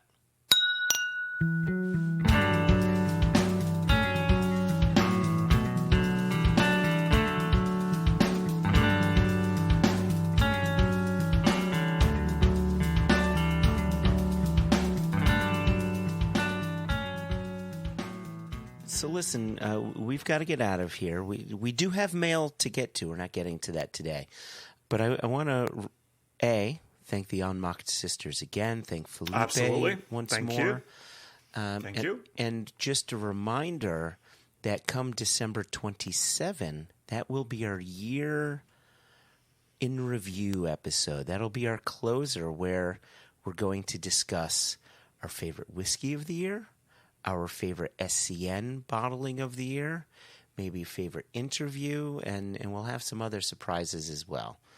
So I've been thinking about all 3. Yeah, it's tough. I tell you, picking the favorite episode is the hardest of the bunch, because we've never put out an episode that I haven't liked. Yeah. And we haven't interviewed anybody that I haven't wanted to support. Even if we've never met them, known them going into the interview, I've come out saying, I believe in what you're doing. This is tremendous. Power to you. Yeah. And so to look back on a year and go, yeah, that's the one that stands above the rest, that's tough. That's really tough. Yeah. Well, there we go. So it's the hard work that we do, Jason. It is. If anybody thinks this is easy, it's not. All right. Well, you know what? I'm gonna say one last thanks. Yeah. And we kind of started with this. I thank you and your family. I thank Jess. I thank Swede Scott. I thank the Nolans. I thank all of my bandmates and my friends and family and just everybody who's come out to make my 50th birthday party celebration really far better than I could have ever hoped. Like, really, I'm still reeling from it. So Yeah, it was far better than you deserved. There's no doubt about that. Haida did amazing. She was the hostess with the mostess, and there is no doubt about that. Haida's the best. There we go. She was a firecracker. There we go. We end with that. Haida being a firecracker. Click clit in honor of Haida. Click clit.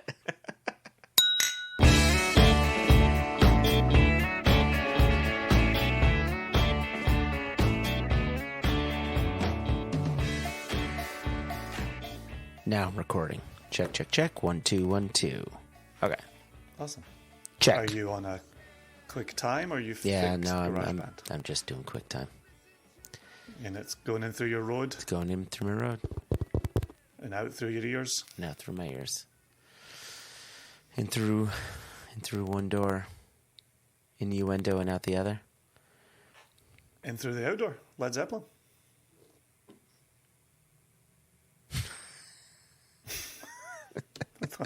Okay, that's a self-evident point. Moving on. You ready? Yes, sir. Looking at you. That was the one they used. They put a paper bag over the cover. Wasn't that Coda? No, no. It was in through one door, out the other. In through the outdoor? In through the outdoor. Sorry, I keep on getting it mixed up with the Peter Sagan Innuendo Out the Other book. Yeah, look. In through the outdoor covers. It's a paper bag. Oh, interesting. Yeah. Interesting. I in my brain, that's the cover for Coda. Oh. Oh, Coda's the one that I think it just says CODA across it, right? Mm-hmm. In like a typographic font. Yeah. Like a long O. Everything is sort of long. Yeah. Yep. I get that a lot.